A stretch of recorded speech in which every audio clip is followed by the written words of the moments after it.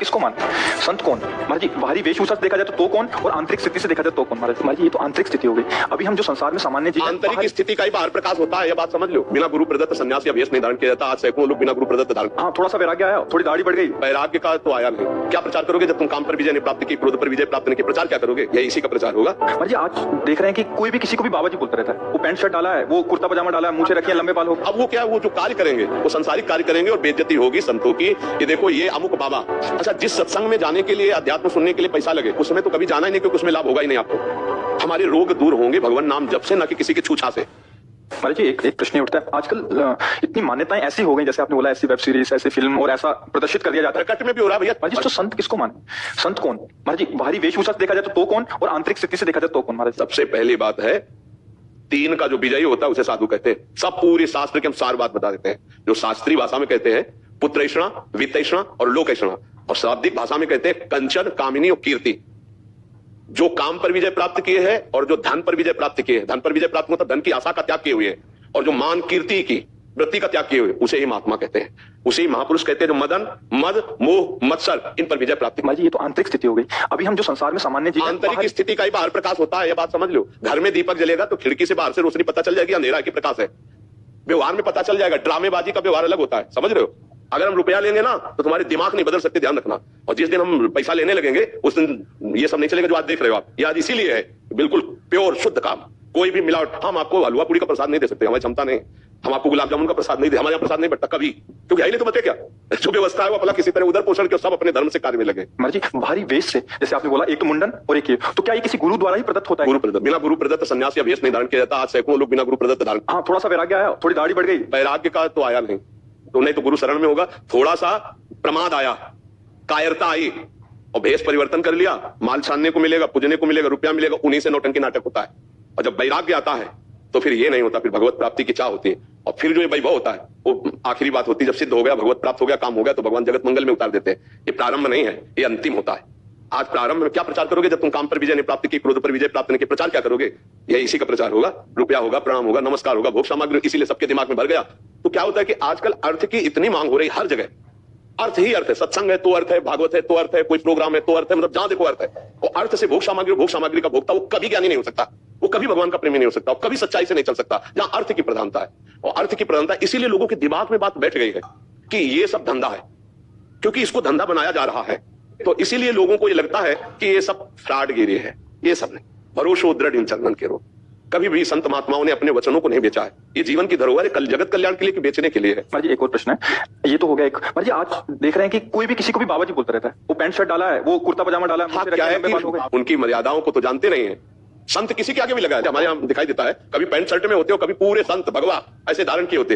ये सब नौटंकी नाटक संतों में नहीं होता प्रभु। एक गुरु मर्यादा होती है, जो गुरु ने लंगोटी लगा दी, जो गुरु ने भेज दिया, वो आजीवन उसको निर्वाह किया जाता है। संत उसमें लंगोटी धारण करेगा? अरे बिना लंगोटी का कौपीनवंता खलु भाग्यवंता, संत की स्थिति ऐसे। अच्छा, गृहस्थ में जो संत होते हैं वो अपनी मर्यादा से रहते हैं। पैजामा कुर्ता पहने, कंठी है, तिलक है, नाम जप है, वो अपनी मर्यादा से रहते हैं। तो जो मर्यादा आचार्य परंपरा से बनी उसका त्याग किए हुए जानते नहीं।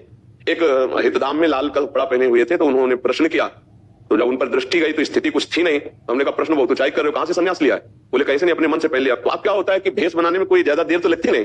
नीचे लाल पहन लो, ऊपर लाल पहन लो, नीचे पीला पहन लो, ऊपर पीला पहन लो, जैसा मनावे वैसा तिलक लगा लो। कोई जानने वाला तो है नहीं कि आपके संप्रदाय का तिलक लगाएं, आपकी आचार्य से जुड़े हुए हैं। अब वो क्या, वो जो कार्य करेंगे वो संसारिक कार्य करेंगे और बेइज्जती होगी संतों की। ये देखो ये अमुक बाबा, अब वो पैजामा कुर्ता पहने अमुक संत। यार संत किसके आगे लगता है? आचार्य परंपरा से जुड़े हुए, वैराग्य दीक्षा लिए हुए, उनके आगे संत लगता था भाई। ऐसे आचार्य, शास्त्री या ऐसे पदों से हम सम्मानित सबको किया गया, लेकिन संत शब्द लगा आचार्य परंपरा से जो संत हैं। आज पैजामा कुर्ता पहने संत, पैंट शर्ट पहने संत, उल्टा सीधा बोल रहे हैं, बोले संत। अब लोगों की क्या समझ में आ गया? ये सब नौटंकी नाटक। ऐसा नहीं है, संत हैं, भगवान का मार्ग है, सच्चा भगवान का मार्ग है। पर वो बिना भगवान की कृपा के संतों का दर्शन या सानिध्य नहीं। मां संगस्त दुर्लभ हो, भगवान की कृपा। और आज बहुतायत है, बहुतायत सच्ची मानिए ऐसी बहुतायत है कि जिसको जानना बड़ा कठिन। तो ये बात समझो कि अर्थ की प्रधानता, भोग की प्रधानता, मान सम्मान की प्रधानता, ये साधुता नहीं रहने देती, ये नाटक में उतार देती है। भगवान की कृपा से साधुता और संतों का मिलना बहुत कठिन है। आज जो संत हैं आप उन्हें पहचान भी नहीं सकते, ऐसे रह रहे हैं। ऐसे वृंदावन में, ब्रज में हजारों ऐसे संत हैं जिनको आप मानोगे ही नहीं कि संत हैं। साधारण कपड़ा पहने, कमंडल लिए, रोटी मांगे, खाए छुप के भजन कर रहे हैं, कौन जान पा रहा? तो अगर हम धन का महत्व रखेंगे, भोगों का महत्व रखेंगे, तो साधुता का मतलब क्या है? घर का को त्यागा था। गोस्वामी जी ने दो प्रकार के संत बताए। एक संत बताए जो भोग ऐश्वर्य को भगवान के लिए त्याग कर भजन मार्ग में चलते हैं, वो एक नारी मुई घर संपत्ति नासी मोड़ मुड़ाए भय सन्यासी, गोस्वामी जी ने लिखा है। बहुत कठिन है साधुता का मार्ग, बहुत कठिन है संतों का दर्शन।